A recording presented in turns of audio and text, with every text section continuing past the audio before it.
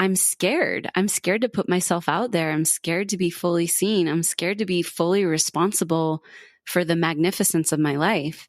And I think that that was such a powerful lesson, because when you are on your deathbed and you realize, oh no, I screwed up. I didn't do the things I was supposed to do. The idea that you were scared to do those things seems absolutely silly.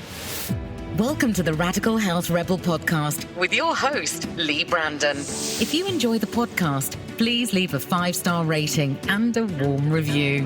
Your opinions are important, and your ratings help grow the podcast and help educate people to lead a healthier, more productive, fulfilling and happy life. If video is your thing, please check out the Radical Health Rebel YouTube channel, where you'll find fun bite-sized clips from each episode. And now, here is Leigh, the Radical Health Rebel, with this week's podcast.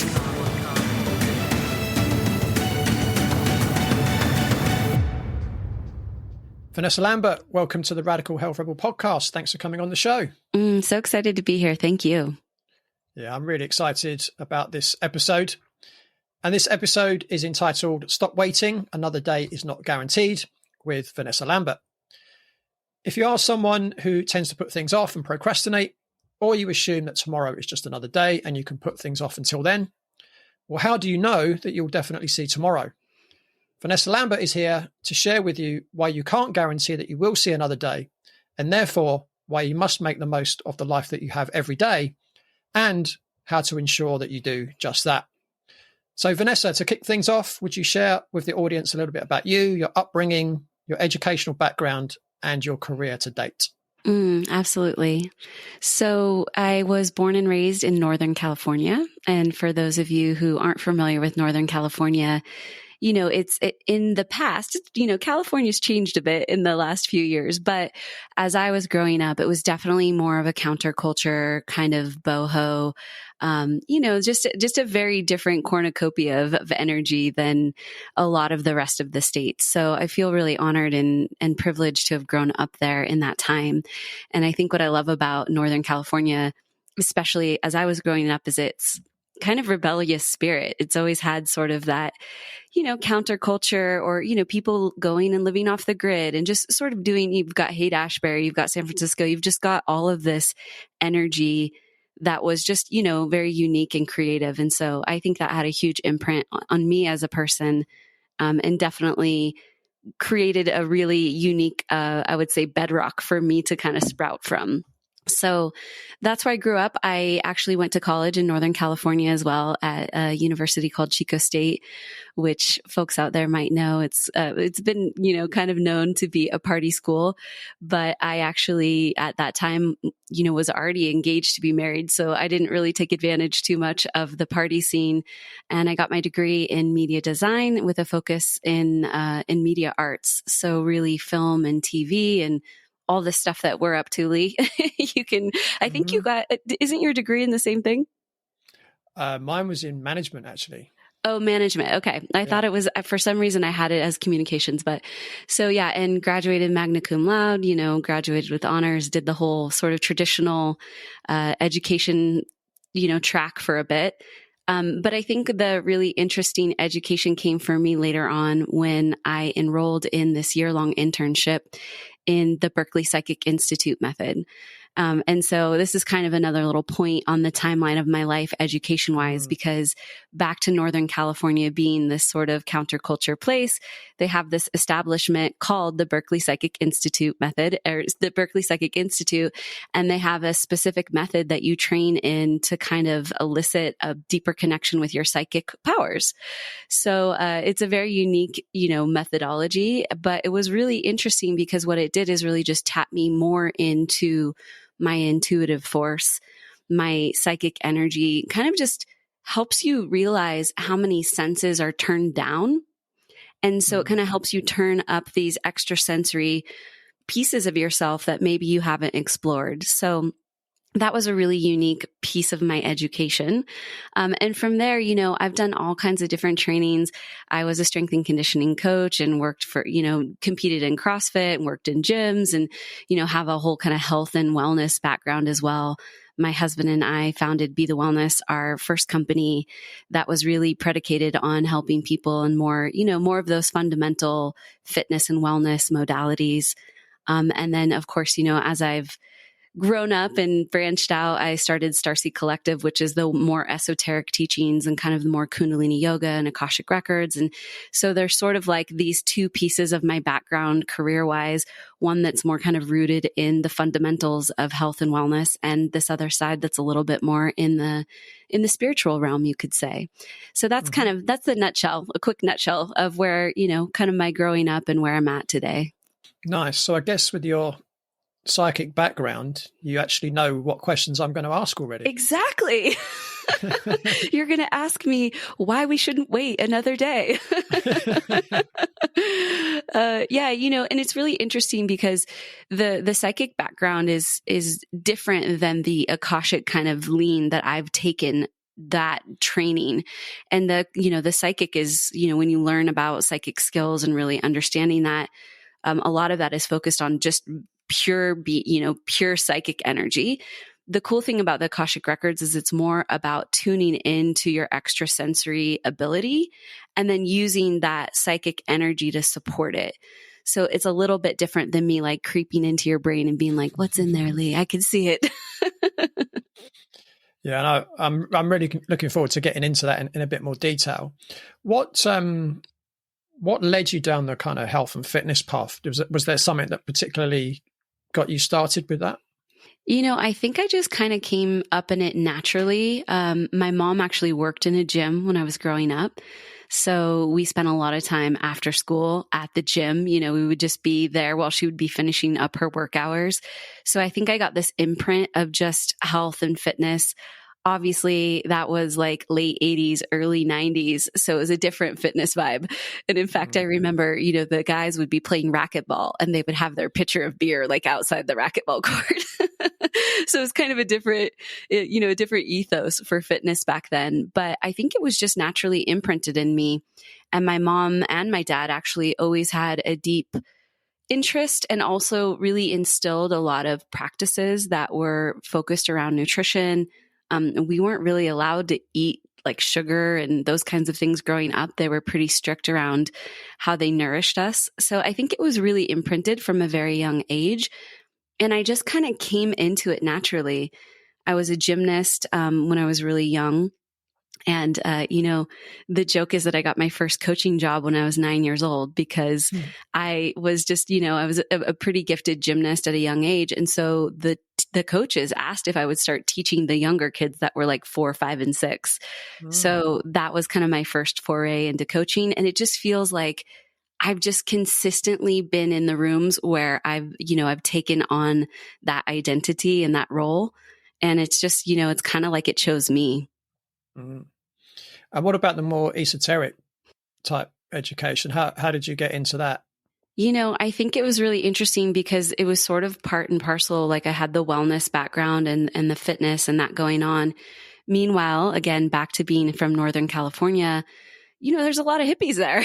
So you're just interacting with a lot of kind of different esoteric modalities and, lifestyles. And so I got certified to do Reiki when I was like 15, 16 years old.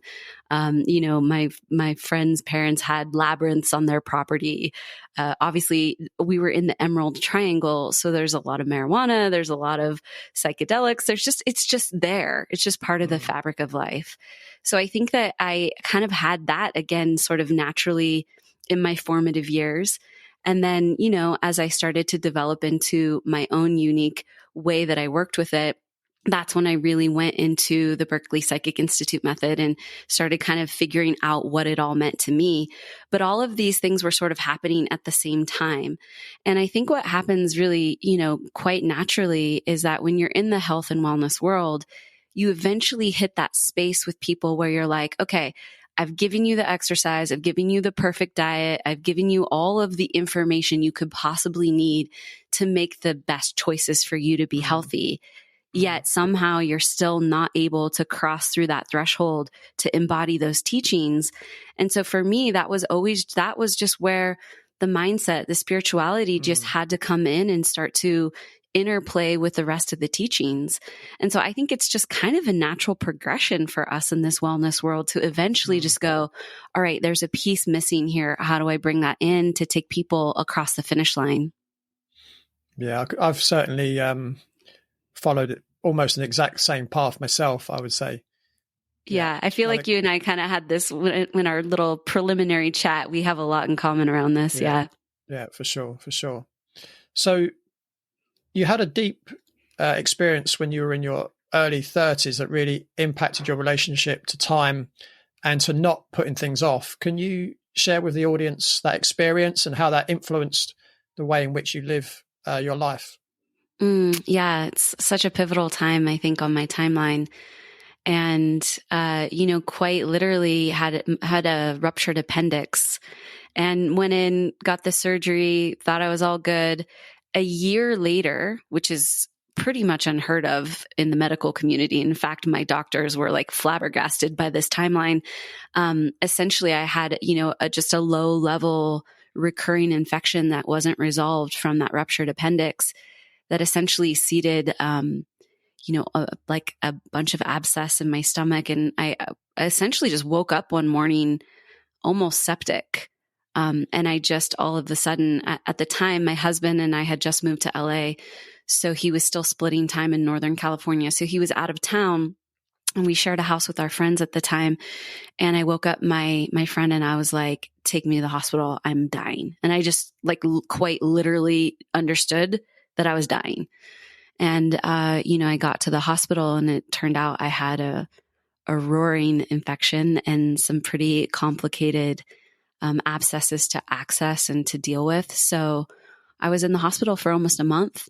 And during that time, I really, really got very, very clear on this time thing. Especially I was in my early 30s. I think you just think you have so much time left. And I just remember this being one of the deepest lessons that I came away through that time was just, you never know how much time you're going to be here on planet Earth. And all of the things that I'd put off, all of the things maybe I'd felt insecure to do or not well equipped enough to do, or just, maybe even just a little bit lazy. I just all of a sudden realized oh my God, I'm going to die. And I didn't do any of these things that I know in my heart I was meant to do while I was here on planet Earth. And I think that was just such a powerful awakening. And almost once I got that download and I got that message so clearly, that's when my health started recovering and I started actually coming back out and there was a little bit of light at the end of the tunnel. So for me, I feel like that was the lesson for me. It was like, we're going to give this one to you powerfully so you understand that time is not guaranteed. And as soon as I really understood that and understood the gravity of how much time I'd wasted not enacting on the things that I was meant to do here, that's when life started coming back in. And I honestly feel like I got a second chance. It's amazing, isn't it? How wise the human body is, because, from what you're saying, what I'm getting from that is you was living your life in a way that, probably wasn't going in the right direction. And the only way that you would have actually taken the time out to realize that was what happened to you. Because you couldn't continue going on doing what you were doing day in, day out. You needed something to stop you from doing that for you to have the space and the time to actually give it some thought and to say, well, hang on a minute, what am I doing here? Is this really what I want? Yeah. And I think there's a subtlety in this that I really want listeners to get, because on the surface, my life actually looked really wonderful and it looked like I actually was tracking in a beautiful direction. But what I knew internally is that I wasn't giving it 100%, that there were certain places and spaces that I was kind of putting off, or I wasn't giving my full attention or full respect to. And so, from the outside view, it didn't look particularly like I was wasting time, but I knew. I knew. And that's what I want people to understand, is that you know inside of yourself whether you're giving it your all or not. And that, I think, is the nuance that's really important, because you'll actually get a lot of agreement from other people of like, wow, you're doing so great, or you're up to these big things, or maybe you even have an amazing career that everybody else around you is looking at going, are you crazy? This, like, you're nailing it. Like, you're crushing life, but you inside know you're not living up to that thing that you're meant to do, or you're not living up to the fullest potential of what you're supposed to do with your life. And I think that that was the big takeaway for me, is that, like, I can't hide from me. I know the truth and I know what I should be up to. And if I'm not giving that 100%, I'm out of integrity with myself. Yeah. And again, what I'm taking away from what you've just said there is just to highlight the amazing thing that life is, and how short the opportunity is that we get to absolutely squeeze every little last piece out of it. You know, it's very easy to waste this experience that we have. I was going to say this body, but it's more than just having a body, right? It would be so easy to waste this opportunity that we have to create something amazing with this experience that we have. And I guess we see it a lot in other people, right? We see it in a lot of people that, you know, they go through life and it gets to the end and they just wish they'd done so many things, and they were either too frightened to, or, you know, as you're alluding to, they just weren't really pushing themselves enough to make the most of this opportunity.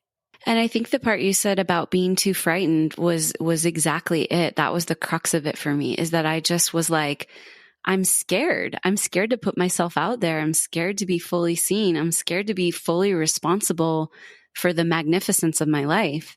And I think that was such a powerful lesson, because when you are on your deathbed and you realize, oh no, I screwed up, I didn't do the things I was supposed to do, the idea that you were scared to do those things seems absolutely silly. It seems, and I was so embarrassed and disappointed in myself. And I was like, oh my gosh, I let, you know, my worry about not being cool enough or looking good enough or doing it the right way, or all those little stories we tell ourselves, I let that get in the way of fulfilling on my destiny. And now I'm going to die. And like, there was so much regret. I was so devastated and disappointed. And I just couldn't believe like that I did that to myself. And, you know, I felt like that was literally, you know, looking back, a snapshot of how I would feel on my deathbed at 80 or 90 or however many, you know, given years I get on this planet. And so I feel like it was such a blessing to actually have that experience in a deep, meaningful way. It was like, this is where you're going to be in 20, 30, 40, 50 years, whenever you pass, if you don't remedy this now. So you had this incident, or incidents, there's more than one. How did that influence the way in which you then tackled life? You know, I think that I just went at it with much more vigor. It was just like, if there is something in my heart, if there's something in my soul, I'm just not going to let those little excuses or those stories get in the way. Like, they just don't get a say anymore. They don't get the voting rights that they once got. And I think that it was just, once I got that clarity and I really identified those voices or those like frequencies that would get in the way, then it made it much more easy to just kind of be like, yeah, delete. You don't get a say anymore. And I think I just became a little bit more disciplined, honestly, not even just in my daily schedule, but in my thoughts. And I think that that's the most important thing, is that, you know, I stopped entertaining those thoughts that were not helpful for me. And I started looking for ways that, okay, if I'm having these thoughts, what is the engine that is fueling these thoughts? And how can I cut the power to those engines? Like, how can I actually decrease the energy that's going to those types of thought forms and increase the energy to the types of thought forms that are more productive and supportive of who I want to become? It's amazing, isn't it? We can go through these great challenges in life. You know, yours, you know, I guess it was potentially life-threatening. And, you know, you can be lying in hospital in a lot of pain, feeling really sorry for yourself. But looking back, you realize, wow, what a blessing that experience was.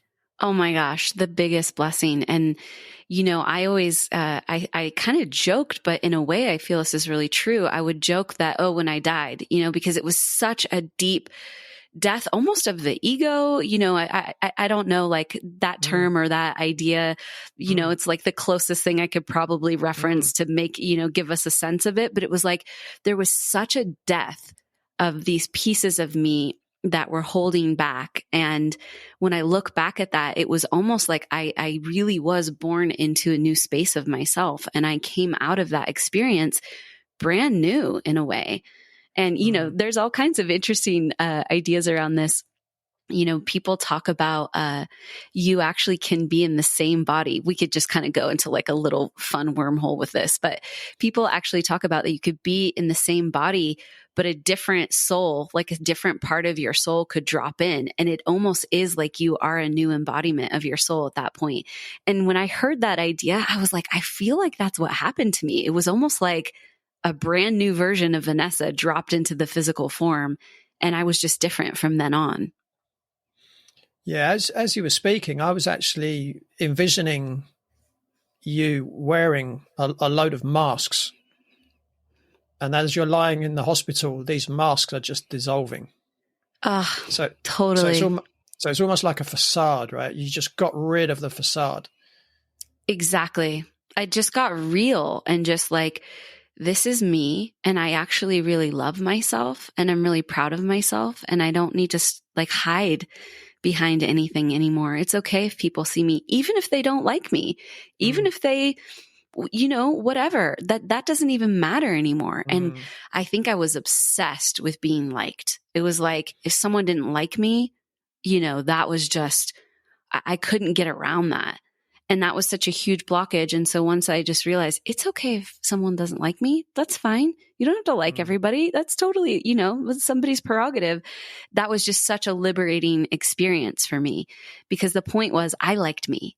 And that's all that really matters. That's all you can ever really reference is, do you like yourself? And if you like yourself, then, that's all you've got. Absolutely. Yeah. But there's far too many people, sadly, who value what other people think of them. And it's almost like, I almost see that like a disease, right? Because you're trying to run around and please everyone else. Well, then you're doing it at a cost to yourself. But if you're running around doing things because you love yourself, you're going to attract people anyway. Right? And you're going to attract the right people rather than you're going to attract the wrong people, which is exactly what you're going to do if you're going to run around wearing all these masks and you're wearing a facade, right?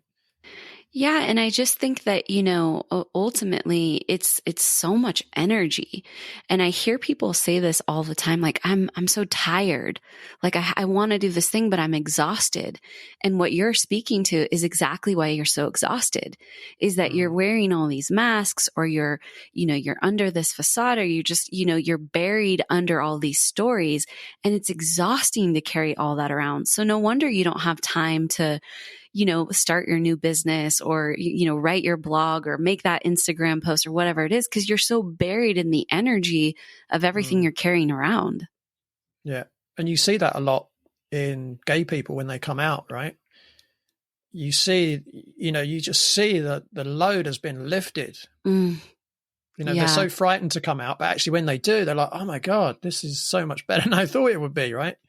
That's a perfect example. And it really does come back because it's like in the end, what they're afraid of is other people's opinions, right? And then when they get really clear that this is who I am and I love me for me, and it's okay even if other people don't like me, like that doesn't actually influence how I feel about myself. You come back into that alignment and you just gain all of that force of your true soul self. Yeah, absolutely. So you've got a pretty lengthy background in health and wellness, as we spoke about earlier, as well as strength and conditioning. And having worked with some of the best in the ancestral world, such as Rob Wolf and Mark Sisson, etc. But now you primarily teach Kundalini yoga and the Akashic records. Can you talk a little bit about these modalities and why they are the primary modalities that you work in today? You're listening to the Radical Health Rebel podcast. Are you regularly suffering from painful bloating and wind that can be smelly and embarrassing? Are your bowel movements not as they should be, either constipation or diarrhea, or possibly alternating between the two? Do you find the pain is bad enough, but the bloating and cramps make you feel awful and are affecting your everyday life? Do you sometimes feel you can't eat properly because of the wind, bloating and pain? And has your doctor told you that you have IBS, but unable to help find you a solution? Do you feel right now that you simply don't know what's causing your symptoms and whatever your doctor has suggested hasn't worked? And you feel frustrated that you're still far from having a normal, flat, comfortable tummy? Have you invested a lot of time, energy and money into improving your symptoms and don't wish to waste any more? Do you feel frustrated and depressed and don't feel like you can take part in all the activities you enjoy, and sometimes have to cancel attending events because of the way your tummy feels? Do you fear that if you don't get this sorted, you could end up with a much more serious gastrointestinal disease? Well, if so, what would help you right now is to understand the root cause of your digestive condition, rather than continuing to try to mask the symptoms with over-the-counter or prescribed medications. You need help understanding how factors such as nutrition, gut health, stress, and toxicology affect the digestive system and how to optimize these factors. You need someone who can advise, motivate, and support you every step of the way, someone who has walked the path before and taught many others to do the same. What you need is my Overcome Your Digestive Issues program. My Overcome Your Digestive Issues program can help you in the following ways. I will help you understand the root causes of your digestive problems and teach you how to approach the condition holistically via expert advice on nutrition and lifestyle factors. The Overcome Your Digestive Issues program will start by ensuring you are on the right diet for you based on your genetics or metabolic type, and one that avoids the foods that are known to exacerbate your condition. We'll go on a journey step by step, learning all the necessary lifestyle changes required to achieve a flat, comfortable, pain-free tummy. Each weekly 30-minute coaching session will include advice, support and guidance specifically tailored to your needs and at a speed that is right for you. Once you're eating right for your metabolic type, you will begin to see changes in how your tummy feels, and we will also uncover all the necessary blocking factors that you may have, and you'll be taught how to reduce, replace, or eliminate all the factors that are causing your digestive problems. Ultimately, this program will enable you to achieve a flat, calm, and comfortable tummy every day for the rest of your life. For more information about how to improve your gut health and to claim a complimentary, no-obligation gut health consultation, please go to www.bodycheck.co.uk, that's BODYCHEK, and fill in the request form at the top of the homepage, and we'll be in contact to arrange a convenient time. Now, back to the podcast. Yeah, I love talking about these, so I would love to. So the Akashic records I was introduced to when I did that year-long internship in the Berkeley Psychic Institute method. And at the time, the way that I was introduced to it was that you could access this kind of vault of information, this space that actually holds the records of everything that's ever happened to your soul. And if you think about it, it's like the hard drive of your soul. I mean, it really just has all of the data of everything that's happened to your soul. And in the way that we worked with it, we would actually go up into this specific kind of location in this records, in the vaults of this energy field. And you could actually connect with souls from the other side or souls who had passed away. And so the specific teachings I got were really about understanding how thin the veil is and how it's actually not that difficult to access these other energy fields and people who may not be here with us in physical form. So that was kind of my first foray into the Akashic records, is like, okay, it's this energy field that has all this stuff, and you can work with other souls. You can tap into other energy fields. And I got that imprint. Fast forward, and I sort of stopped working in the Akashic records for a while, kind of forgot about it. It was just sort of like one of these modalities that was sitting on the shelf, ready to be rediscovered later. Fast forward, I started doing Kundalini yoga around 10 years ago, just as a student. And I remember I took my first class and I had no idea what Kundalini yoga is. And the teacher's talking about this snake that's at the base of your spine, and you're going to do these movements, and a snake's going to come up your spine. And I'm like, what is she talking about? And I just thought it was like super wacky modality. But, I'm in the class, so I go through it. But at the end of the class, I was like, wow, I feel pretty good. This was, kind of an interesting thing. So I started taking more Kundalini yoga in Los Angeles, and I was just really lucky to be there at a time where there were some incredible teachers, including my teacher Guru Jagat, who I'm sure we'll talk about. But I just saw that this was a way where I could cut power to those negative thought forms, like we were talking before, and really enrich the positive current in my life and really promote the positive nature of myself. And so I really, found it to just be such a transformative practice for me personally. And I knew that I would eventually take the teacher training. I always just from pretty early on in my practice, I knew it was a modality that I really wanted to understand deeper. And then in 2020, when everything happened, after about doing, Kundalini for about 8 years, I finally had the bandwidth and the space to do the teacher trainings because, our wellness business, which is mostly travel based, had completely shut down.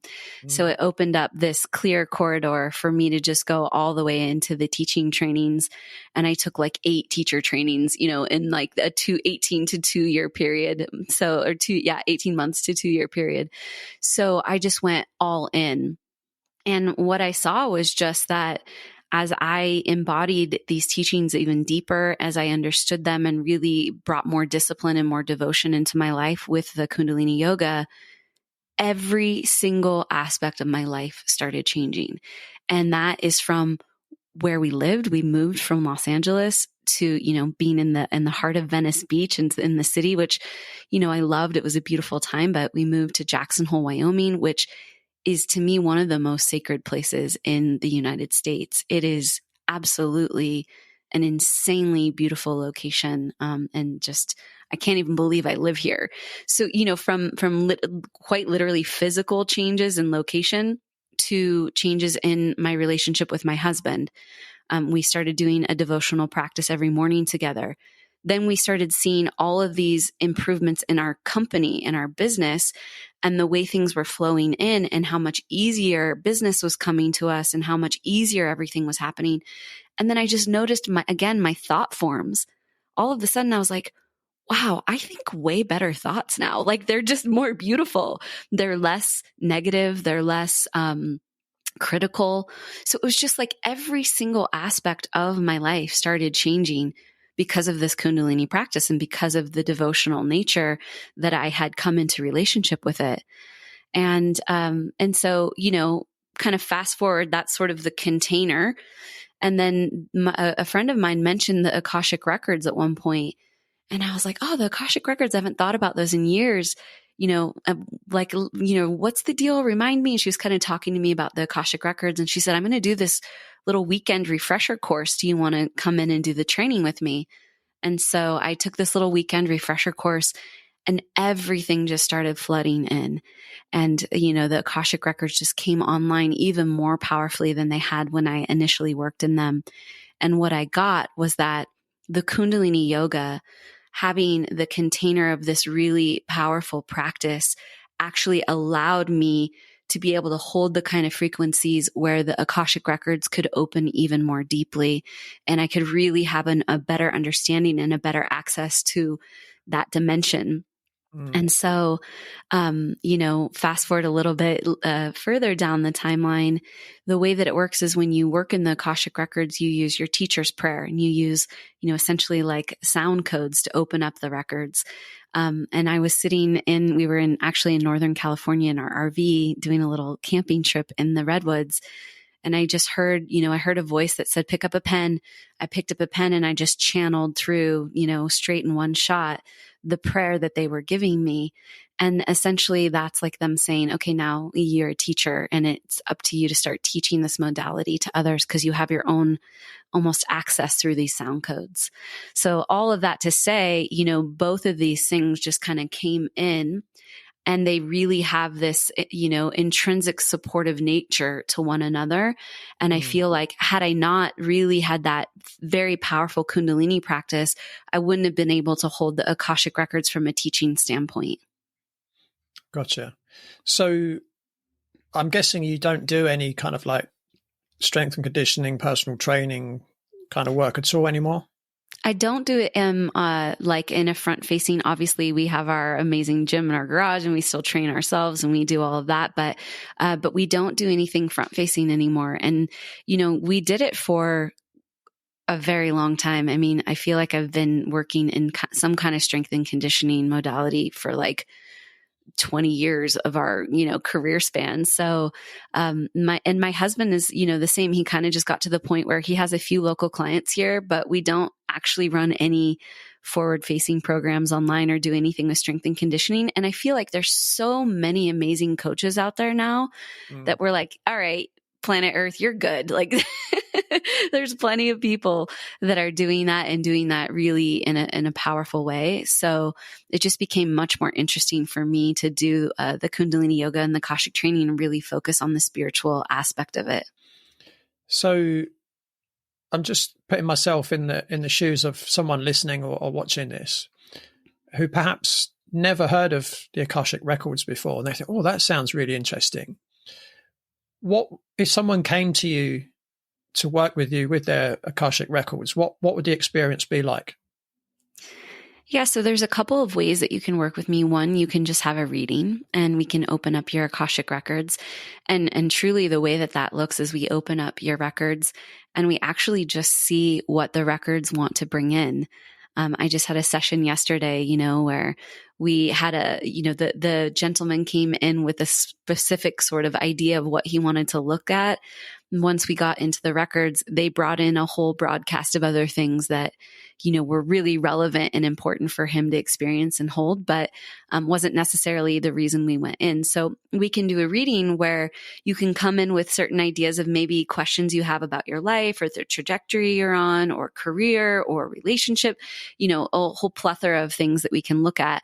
But the Akashic records themselves might also just bring in, really poignant present things for you to look at and consider. So that's one way.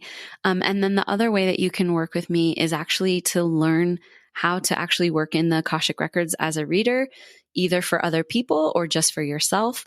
And I do a 4-month certification program, which really just takes you into the depths of all of the different ways that you can work with the Akashic records.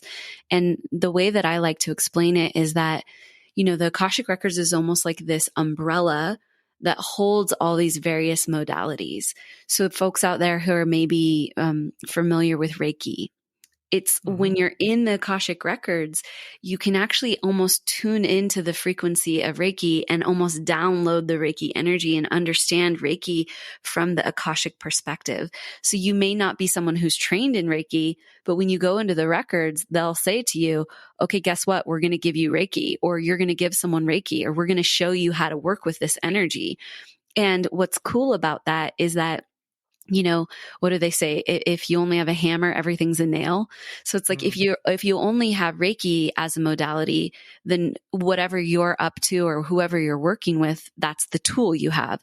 In the Akashic records, it's like you get access to the whole, again, my favorite word, cornucopia of different modalities that you can work with. And I think that that's what I love about it so much is that it's literally like everything's on the table at that point.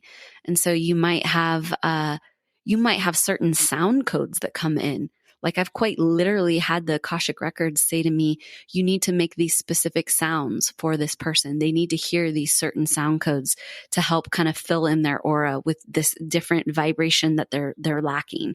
Or Mm-hmm. they'll say to the person, you need to start wearing these specific colors because these colors are going to help kind of, again, bring in these sound currents or these frequencies that are lacking in your aura. You might have something come in like an actual teacher or master or someone from your ancestral lineage that comes in with a specific teaching for you. And it's just like, I could go on for hours about the different things that can happen under the umbrella of the Akashic records. But it's really, what I love about it is that it's like the sky is the limit. There's no limit to the kind of things that can come in that are supportive for you. Mm. And do you have any examples of people that you've done a reading for and it's kind of changed their life in some way? Yeah. Oh, this is so good. I was just talking about this other day. One of the things that we do in the Akashic records is we work on something called soul contracts. Have you heard of this? Are you familiar with this term? Okay. Yep. For listeners who aren't familiar, the soul contracts is this idea that before we come into our incarnation, before we come into physical form, we quite literally write contracts with other beings, with other energy fields. It could even be with like a job, or it could even be with animals, that you write these specific contracts of how you're going to interact with each other in order to elicit growth in your soul experience. And so a great example would be, you have a soul contract with your spouse, and your soul contract is that you're going to play these certain roles together in order for you to grow in certain ways in your experience on planet Earth. Well, what happens sometimes is we contract in for things that maybe when we get here to planet Earth, we actually don't want to fulfill upon. So, maybe you don't actually want to be in a 10-year abusive relationship because, before coming into incarnation, your soul was like, yeah, that'll be really great for my soul growth. I'll learn a lot from that. You get down here and, you're in a 2-year abusive relationship and you're like, I'm done with this. I don't want to do this anymore. You can actually go into the Akashic records, locate that contract, and you can edit and update it so that it no longer reflects what you opted into before you came into your physical form. And so the reason I use this as an example is that I've done this with all kinds of different, varying degrees, from relationships. In fact, just did this yesterday for, husband and wife rewriting their soul contract together because they were not experiencing the kind of bliss and joy in their relationship that they want to. So we went in and we found the soul contract and we actually made some edits, had them both energetically sign, and then filed it back in the Akashic records. So these are the types of things that you can see happen. And you would be amazed after you edit these or update these contracts, the kinds of things that will happen. People will get new job offers. They'll make more money. Their relationships will improve. I've had women get pregnant. I mean, all kinds of things that can happen in relationship to just kind of editing the energy that you agreed to participate in planet Earth. Yeah, that's really interesting. What I was thinking as you were describing that was more what the process is for you. Like how do you access the Akashic records? Do you need to be in like a specific meditative state or anything like that? What kind of process you have to go through, and what state perhaps do you need to be in? Yeah, so my personal practice is I put myself in a blue tetrahedron, so an energetic blue tetrahedron. And for folks who don't know what that is, it's like a pyramid shape on the top and a pyramid shape on the bottom. So it's almost like a diamond shape, but it's actually a pyramid on both sides. And is this a physical thing, or is it? No, it's an energetic thing. So I quite literally imagine putting myself in a blue tetrahedron. And for me, this was given to me by one of my teachers, who was given it by, I believe it was the blue avians, like the extraterrestrials, who said that if you actually enact this kind of energy form, you're highly protected. And so I kind of fooled with it, and I took that on as a practice. And I absolutely noticed a difference. So I put myself in that energy field just to protect myself from anything that might be going on with a client, or even just, in the energy field of the space I'm in. And then I use a prayer. And this was what I was referring to earlier. When they decide that you're a teacher, they give you a specific prayer. And I'd be happy to say it if you'd like. Sure. Would you like to hear it? Absolutely. Okay. Absolutely. Okay, cool. It's very beautiful. And this is what I was saying I channeled in the one straight shot. So let's just see. How about, I'm trying to see if we should open your records. Would you mind if I open your records? Sure, go for it. Okay, let's open it for you. Okay, so Leigh, so I have permission to open? Mm-hmm. All right, here we go. From the north, south, east, and the west, as above, as below, may all angels, guides, seers, and the Great Spirit guide us in this journey. May our hearts be received and our visions be guided in light and love. May the deepest wisdom come forth for Leigh in this moment, and may he be supported by the ancients of all creation.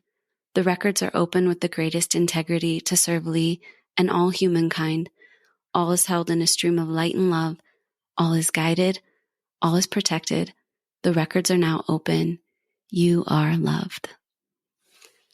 Oh, so we're in your records now. How does it feel? Do you know what? It's really interesting. As you started speaking, it just felt like my heart just increased in size. Mm-hmm. That's what I felt. Yes. And a very nice feeling. Mm-hmm. And one of the things that I love about the Akashic records is that by simply just being in the Akashic field, by just opening and entering that space, most people report that they just get like an energetic healing. And you do. There's almost just like this calm that comes into the body, and it's almost like a little bit of a central nervous system reset. Like everything just sort of drops a beat. And so it's really beautiful. Do you mind if I just see if there's anything they want to bring through for you? Sure. Absolutely. Okay. Do you have a son? No. Do you want a son? Not that I know of. Okay. Because there was just a boy spirit that came in right away, like very right away. I was once told by a medium a few years back that I would have a child in my 50s, and I'm almost halfway through. Okay. So. I mean, he came in like boom. So this is why I usually, when I open the Akashic records, I typically just see, like if there's someone almost like waiting at the door for you to let them in. And this boy spirit came in instantly. So I don't know, obviously the thing that I want to just say about that is that he's here and that he's totally open to being in your life and being a part of, and having that soul contract with you. And, if you've kind of like lost sight of that, or even like lost hope of that a little bit, not to lose that light and that hope. And quite honestly, it almost looks like there's a girl behind him a little bit. Like there could be two. And I think that that's just, what I'm getting is that your heart would love that, but you've almost kind of like lost sight of it a bit, or you're like, oh, I don't know if that's going to happen. Or like, I've sort of just, like let that go a little bit, which is fine. But this is almost just a reminder that could still be a part of your experience if you wanted it to, and so to open your heart back to that and like, let that be a possibility again. Wow. That's pretty interesting. It's very interesting. Yeah.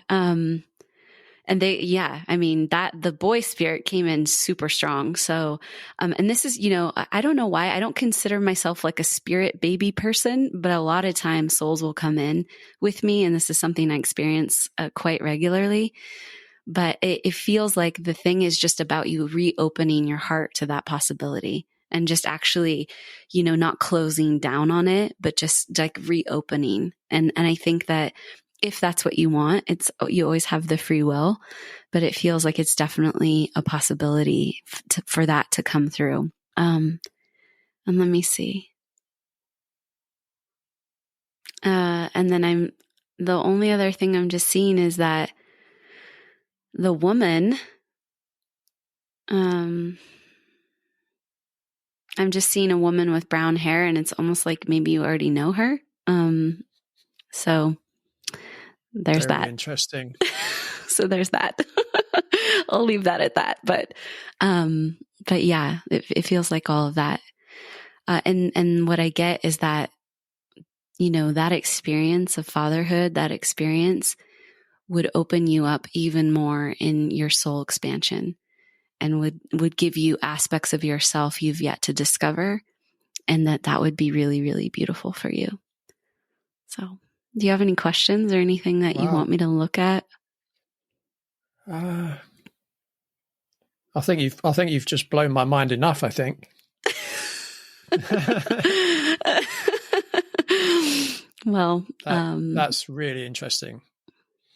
Thank you. You're so welcome. Yeah. Let's go ahead and close the records, just so we can kind of close that out. I give thanks to the north, south, east, and the west, all the elements, tattvas, the great spirit, angels, and guides, guiding all with the hands of creation and love.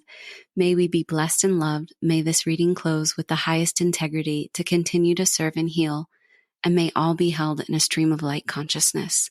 Aho, the records are now closed. Thank you very much. Thank you. That was pretty amazing. It's pretty amazing. I'll tell you more when we stop recording. Okay. Yeah, I know it's quite like a vulnerable space, right? It's like somebody just, exposed you. You're like, oh, okay, hello, I'm out here. But I really appreciate that. And I appreciate you letting the audience tune into that, because I think what you can feel innately is just how beautiful the space is and how sophisticated and intimate it can be. And it's one of the things I love about the Akashic Records is that it's just such a beautiful, intimate space to connect with people through. And it's almost like, for those of you out there who've done plant ceremonies or just any of these spaces that you put yourself in where you become more open, more open-hearted, more open-spirited. I feel like the Akashic Records is that way. And there's no intermediary required. Like, you don't need a plant, you don't need a psychedelic, you don't need anything. It's just you and you. Yeah. Yeah. Amazing. So you have an incredible event that's coming up in April called BeeFest. And could you share a little about this event and, why it's important to you? Yes. So, we talked about all of the things kind of in our background, the strength and conditioning, the wellness, the sort of ancestral background we have with food and nourishment. And then obviously this kind of new branch into the mystic teachings. BeeFest is literally the event that encompasses all of this. And I think that what I love about it is that it's really an opportunity for us in the wellness space, for us in this world to actually come into this environment, live it, and also celebrate it. And I think so many times, we've certainly for years, we've been running transformational retreats for over a decade, for 11 years now. And, most of the work in the initial phase of our sort of retreat space was about coming in. We'd work on strength and conditioning, we'd work on nutrition, we'd work. It was all about like, we're getting there, we're going to work. BeeFest is this event where we can actually honor and celebrate all the work we've done. Because I'm sure if you're listening to this podcast or you're like us, you've done a lot of work. Like we've been up to big things, really trying to support ourselves and really trying to become the embodiment of the practices and the teachings that we know are powerful for us.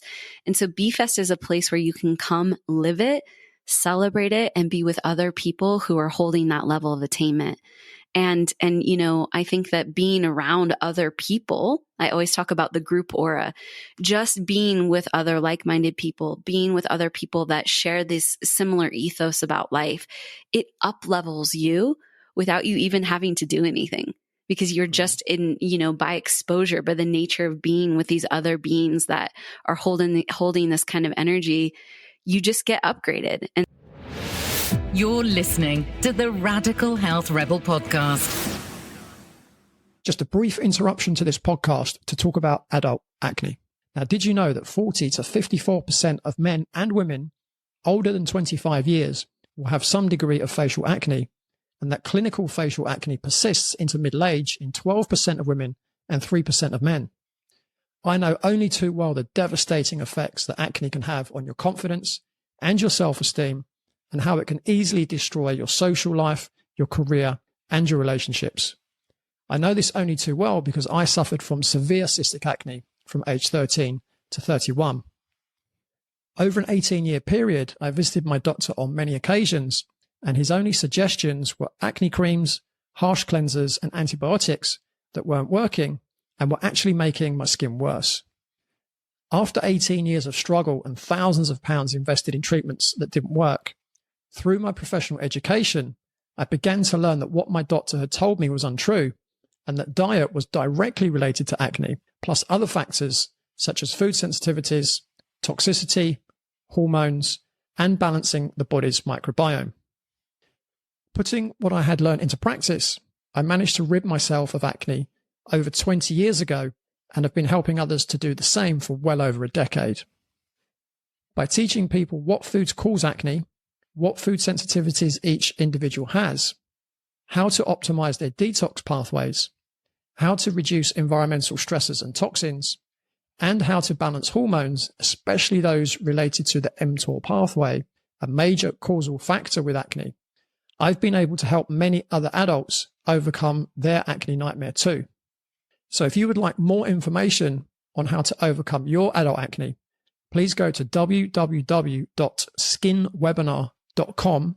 That's www.skinwebinar.com, where you can also request an acne breakthrough call with me to see if you are suitable for my Eliminate Adult Acne coaching program, where you can once and for all learn how to overcome your adult acne. Now, back to the podcast. And so this is what I love about BeeFest is like you just show up and you have a massive upgrade and you don't even have to like work that hard. You just get to have fun. You get to enjoy it. So we have strength and conditioning components. We have breath work. We have Kundalini yoga.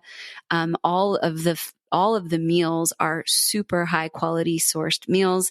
We worked with this particular resort in Playa Riviera, Mexico, and the owner has a very similar ethos as us. So he's just like absolutely meticulous about the sourcing. And then we call it BeeFest because, you know, we bring in this sort of festival element. So at the end of each night, we have these really fun themes. So we have like, you know, essentially like Burning Man style costume themes where, you know, you come and dress up and, you know, really just an opportunity to self-express. And then we have live performances from artists all around, from international artists all around the world. So for those of you who are familiar with like Porangi, he'll be performing. He'll also have his Music is Medicine workshop. So it's just this like culmination of everything we love. It's music, it's food, it's expression, it's art, it's, you know, health and fitness. It's just everything that we love, all in this beautiful luxury location in Playa Riviera, Mexico. Amazing. And you say you've been running retreats for 11 years, you say? 11 years, yeah. And have you used this same venue before, or is it new?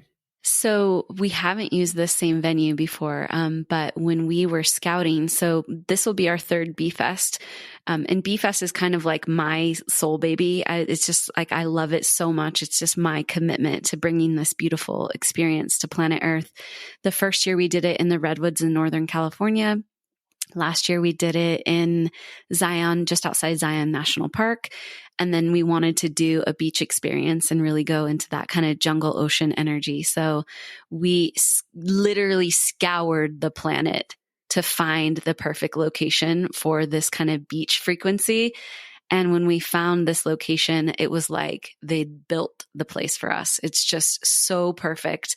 Their ethos, the decor, just everything. It's like, I mean, honestly, it's like they made the place for us. So we're really, really excited about having it there. And we're already in talks about maybe having it there again because we're so excited about it. So did your Akashic records help you find that place? You know, it's funny because I actually asked the Akashic records and the thing I heard was they said, just keep looking, because we had been scouring, we doing all these things. And so I was sitting there and I was like, okay, keep looking. Where's somewhere that I haven't looked? I went into this Facebook group that I'm a member of, and I saw it's like a Facebook group for people who run retreats. And so a lot of people talk about different locations. And there was a post at the very, very top of it. And it said, this location wants to start hosting wellness retreats. I clicked on it and I got like, physical chills, I was like, oh my gosh, I think this is our spot. So in a way, yes, they did help me find it. Awesome. So your Kundalini yoga and Akashic trainings brand is called Starseed Collective. Yes. Can you tell me what a starseed is and how that influences your work and your brand ethos? Yes, starseeds. So the idea of starseeds, or kind of the definition of a starseed, is that there are certain souls who chose to reincarnate on planet Earth from other, extraterrestrial bodies or from other energy fields, but they specifically chose to come incarnate onto planet Earth to help raise the frequency, to actually help elevate the energy field of planet Earth into this, 4D, 5D and beyond level of energy. And so the way that I like to think about this is, some people truly identify, like they really feel that they are from a different planet or they're from a different galaxy, or they really feel their extraterrestrial origin, so to speak. And that's awesome. I certainly can relate to that. And I've had very deep experiences about different extraterrestrials and my relationship to them. But the way that I like to think about it is that if you self-identify as somebody who's trying to help planet Earth, if you self-identify as someone who's trying to raise the energy field, then you're a starseed. And so whether you want to get, into the super crazy, reaches of an extraterrestrial experience or not, it's kind of like get in where you fit in. But to me, if you're here to help, then you're a starseed. And so Starseed Collective is about collecting those people, collecting that energy so that we can gather and we can unite and we can help one another to change the frequency here on planet Earth. I guess I probably know quite a few starseeds then. I think you might even be one, Leigh. Yeah, I may well be. If we're being honest here. Yeah. I have no doubt you know a lot of starseeds. And it can be difficult. They say a lot of times starseeds can struggle here on planet Earth because a lot of times we've come from other energy fields that are not quite so dense. They're not so intense and heavy. And so a lot of people, that identify as being a starseed, being on planet Earth can be tough. It can actually feel heavy, and starseeds even talk about depression or, just really suffering with the experience of planet Earth because it's very intense. And I think that's why I like this idea of Starseed Collective, because it's like, it can be intense. And if we're being honest, it's pretty intense for all of us right now, whether you think you're a starseed or not. Like what's going on Earth it's pretty intense. So it's this idea that we can unite, we can gather together, and we can help one another hold the energy and feel safer and feel more empowered in our Earth experience. And this is another reason why BeeFest is so important to me, is that I feel is that it's a literal, kind of vibration implant that we're giving planet Earth, like as these amazing humans and energies to come together and celebrate and emote that kind of frequency.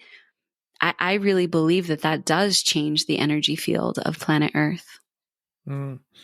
Yeah, certainly my experience of being around lots of starseeds, which I tend to do when I'm around a lot of other Czech trained professionals. Or it might be, when the Czech faculty get together, which we're hoping to again this year. If you do anything like Tai Chi or toning or meditation or drumming, anything like that in a group of those people, and it's just amplified 10, 100 times more than if you were doing it somewhere else. So true. And honestly, I feel like, my husband and I have been running events for 11 years, and we say this all the time. We can see somebody transform 10, 20 years in one event. And as coaches, we understand, like, we could have worked with them as a client for 10 years to elicit the kind of change that happens in one event. Yeah. I mean, it just reminded me of a time, I'm going back many years, maybe 20 plus years, and I was searching for a new premises in London. And I went into this building, and the guy was showing me around the building. And I think it was the third floor I was looking at. And he said, "Oh, let me just show you the yoga studio," which was on the ground floor. And he opened the door, and I walked in, and I just said, wow, there's like an amazing energy in this room. And he looked at me and he went, wow, you feel that too? Like he'd never come across someone else that had ever felt that energy. Mm-hmm. So I can really relate to, you know, a lot of people getting together at that, you know, the kind of event that you're running, and just how amazing it would be for every person that's there. It's just truly like when I look at the timeline of my life and I think about the most joyous, most empowering experiences, these BeeFests certainly illuminate on the timeline. And everyone that gets the opportunity to experience it, you know, often it's just like this. They're a listener out there. It's the first time they've heard of us. They don't even really know, like they're not even really sure what the event is, but something inside of them is like, I'm meant to be there. They show up and it's like, you know, time and time again, they've just reported like, this has been the most amazing experience of my life. Like I feel so grateful I stumbled upon this, and that now I had this experience, and I cannot imagine my life having not had this experience.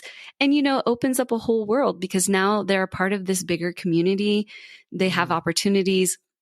There's so many wonderful coaches and teachers and people that are on the site, you know, participating in this particular experience, that it usually takes you down a new path. And now you find a new teacher, a new coach, or you find a new client. I mean, it just opens up all of these miraculous doors. And just, you know, year after year, we've just heard like, wow, this all happened from BeeFest. Yeah, it does sound like an absolutely amazing event. It's pretty awesome, Leigh. Wink, wink. Yeah.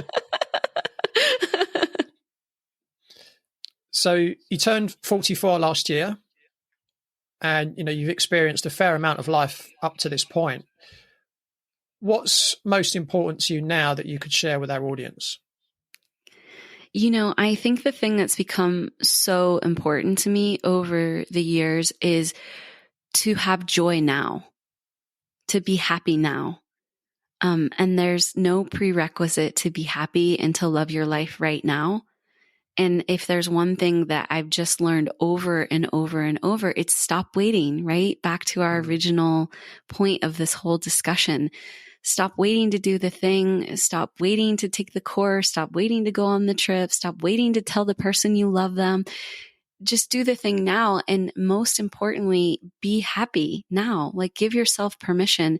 And it's one of the largest regrets that people report on their deathbed is that they didn't allow themselves to be happy. And it's such an easy thing. It's such an easy thing to just give yourself permission to be happy. And even in the difficult moments, even in the treacherous times, there's always that spark of joy. There's always something that you can turn towards that brings you joy.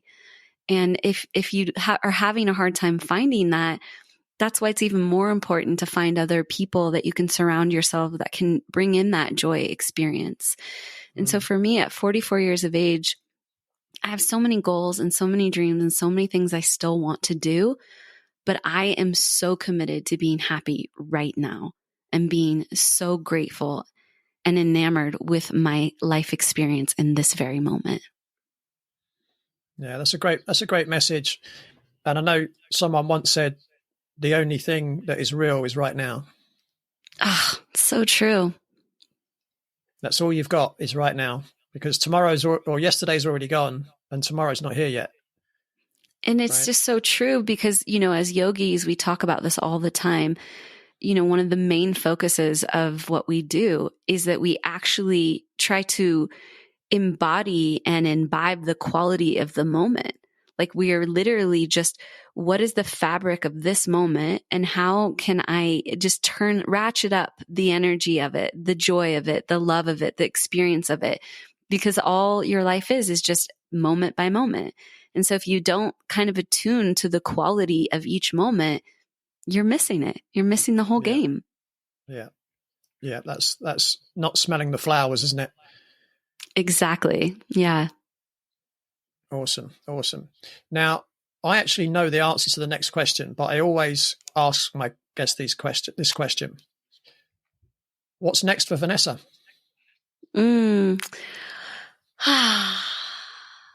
Well, We have, obviously, the next Akashic certification is coming up, and depending on when you listen to this, the next one's happening at the end of February 2023. And if you're listening to this at some far off point in the future, I'm sure there's another one coming up at some point. So this will still be true.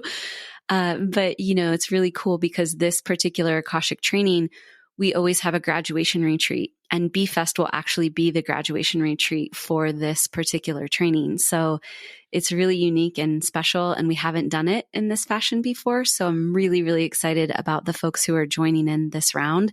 They're going to actually, the culmination of their training is actually going to end at BeeFest.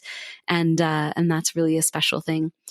And then, for me, otherwise, what's really up is, I'm working on a book, so that's exciting. And, I'm really just focused on being of service.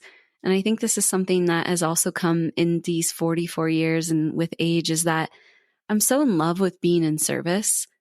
And, when you're younger, everything is about you. You're really just self-serving, and there's nothing wrong with that. It's great. That's how we're learning. But I think as you transition into your later years, you just really feel like the devotional service to other just becomes the most beautiful thing that you can be focused on. And so that's where I'm at. And that's what I'm up to next. Great. And the Akashic Records training, is that virtual or is it in person? Yeah. So all of the training is done virtually. Everything's done through Zoom. And then, of course, the only in-person component will be the retreat. So, coming to BeeFest and celebrating all that we've created together over the months before. So yeah, everything is virtual. And the cool thing for your listeners specifically, in the past, we always had our practice. We do a 2-hour practice session every week. And in the past, we'd always done them in the evenings. This is actually the first time we're doing it earlier in the day.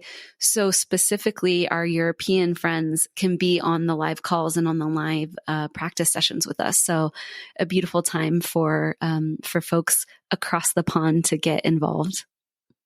Awesome.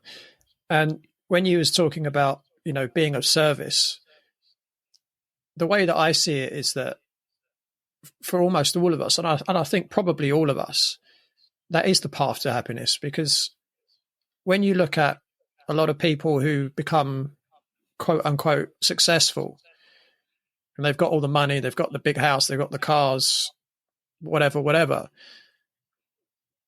but they're not happy, right? They themselves have supposedly got everything they want, but now they're not happy.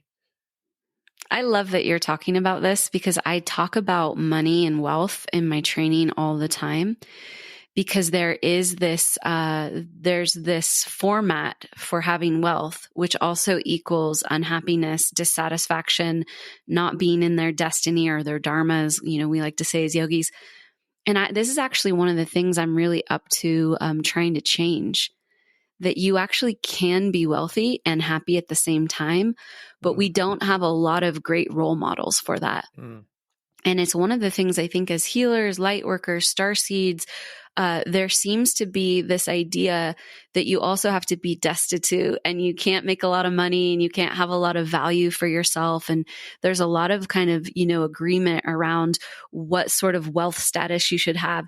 And I actually think that I'm a huge stand for light workers, helpers, having wealth, having what I refer to as more votes. You have more voting currency to actually invest in the things that you want to see propagate on planet Earth. I always talk about being able to, invest in sustainable clothing brands or buy healthier food or invest in organic farms. So I actually love that you brought this up, because this is like a huge mission of mine, to close this gap between wealthy and being helpful, and actually embody and empower more helper beings, more, light workers, whatever you want to call yourself, to actually have the assets to invest in the things that we want to see grow on planet Earth. Yeah, because at the end of the day, I don't believe that we have democracy in the world anymore. We don't, elections and voting is a waste of time. But the way that we can vote is with our dollars or our pounds or our euros. right? 100%. I couldn't agree more. And it's why I think there has to become a high value on service.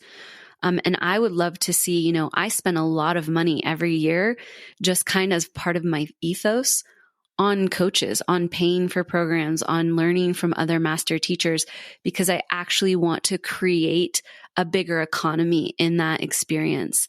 And I think we've been so focused on, on physical items, on, get bigger cars, bigger houses, bigger whatever. And, I'm not even saying that you shouldn't want nice things like that. It's perfectly fine. But what I really love the idea of is actually creating a huge economy overvaluing people's services and their unique teachings and their unique energy. And like that to me is what I would love to see the economy become a massive part of the economy.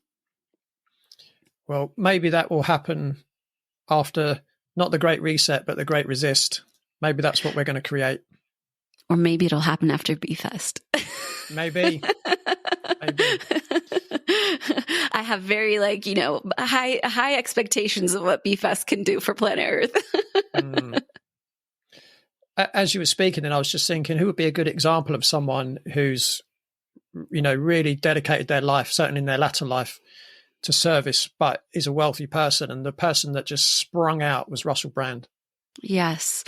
And, it's really amazing because Russell Brand and I share teachers. So our Kundalini yoga teachers are shared teachers. And so I feel I feel that Russell is like kind of, in my spiritual family, in my Sangha, because we have a lot of the same Kundalini teachers and the same teachings and sort of the same the same ideology about things. So I think he's a wonderful example for sure. And absolutely. I think he's just incredible. And I want to get him at BeeFest, and I'm one link away from it. I'm like, he's so close. So anyone out there who knows Russell Brand, please introduce me. We tried for years to try and get him to do, to be a keynote speaker at Czech conferences, but that never happened. But we keep trying. Yeah. When it's right, it will happen. Exactly. And either way, and like I said, we share teachers. So I have like this link to him, but I just haven't quite like connected into it. But I just feel like regardless, I just love what he's up to. I love his sound current. I love what he stands for. And just such a bright individual. Definitely a starseed, right? Definitely a starseed. Absolutely. So do you want to just give details of, I'm sure there's people listening to this thinking, right, I want to go to BeeFest. How do they get? So it's, just to remind people, it's April 26th to the 30th. Yes. And what resort is it again? So it's called Hotel Palmaya, Palmai. What is the I with the two dots over it? I don't actually know, but it's the I with the two dots over it. I don't know either. My Spanish isn't great. Yeah, I'm like, I don't actually know what that's called. But IA, so Palmaya. And April 26th through 30th. And then we are actually adding a really unique experience for folks. We haven't announced this yet, but for anyone out there listening and they're thinking about their travel plans, I want to just give this little bit of information so you have it in your arsenal of decision.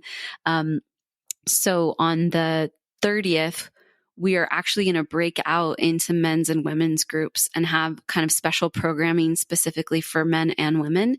So if people want to participate, this is optional. You don't have to participate, but if you would like to, on the 30th, we'll break out into the men's and women's groups, and then those groups will actually wrap on the 1st. So there's kind of this other little unique add-on if that's something that speaks to you. And we're going to have some really amazing offerings during that time as well. But otherwise, the bulk of the experience is the 26th through the 30th of April. And what's the closest airport? Cancun. So super easy to fly in. Mm-hmm. Okay. Yeah. Cool. So that's beethewellness.com. So it's BEE. Yes, BEE. So be like a honeybee, beethewellness.com. And then it's /B-Fest/Palmaya. So, and if you just go to BeeFest, beethewellness.com, you can also navigate through our existing, our existing offerings, and you'll see it there as well. So if that's too much to remember, just BeTheWellness.com will get you to the main hub, and that will take you to BeeFest. Great. And do you have any discounts for the Radical Health Rebel audience? We do. We've got a $500 off. So if you use the code RADICAL, right? Yep. Radical. Okay. I was like, all of a sudden I was like second guessing myself. If you use the code RADICAL, you'll get $500 off. So, I think that will probably close to cover your flight. I think you guys can get pretty good flights into Cancun. Yeah. And there's no restrictions on flights to Mexico. Yes. You can just get on the plane and go. You can just get on the plane and go, which is actually another reason we chose Mexico, because we were like, there's nothing that can stop us from doing this retreat. So yeah, definitely it weighed in on our decision making. Awesome. Vanessa, thank you so much for sharing your wisdom with myself and the audience. I really enjoyed that little session of my Akashic records, which I'm sure we're going to chat about more in a moment. And to all the Radical Health Rebel tribe, if you know someone who would benefit from watching or hearing this episode, or might like to go to BeeFest, then please make sure to share the love and forward it on to them. After all, the mission of this show is to help people lead a more fun-filled, healthy, productive, fulfilling, and happy life. And if you appreciate my guests and the wisdom they share with you each week, and you'd like to show your appreciation by supporting the podcast, you can become a subscriber to the brand new Radical Health Rebel Podcast Plus, starting at just $3 a month. Or you can check out a 7-day free trial at our Patreon channel at patreon.com/Radical Health Rebel, where you'll have access to lots of premium content and exclusive discount offers in your membership. Full details can be found in the show notes. So that's all from Vanessa and me for this week. But don't forget, you can join me same time, same place next week on the Radical Health Rebel podcast. Thanks for tuning in to the Radical Health Rebel podcast with Leigh Brandon. You can find Leigh at www.bodycheck.co.uk. That's BODYCHEK.co.uk. Please hit the like button and share on your social media and with someone you feel will benefit from watching this episode. So together we can help them lead a healthier, more productive, fulfilling and happy life.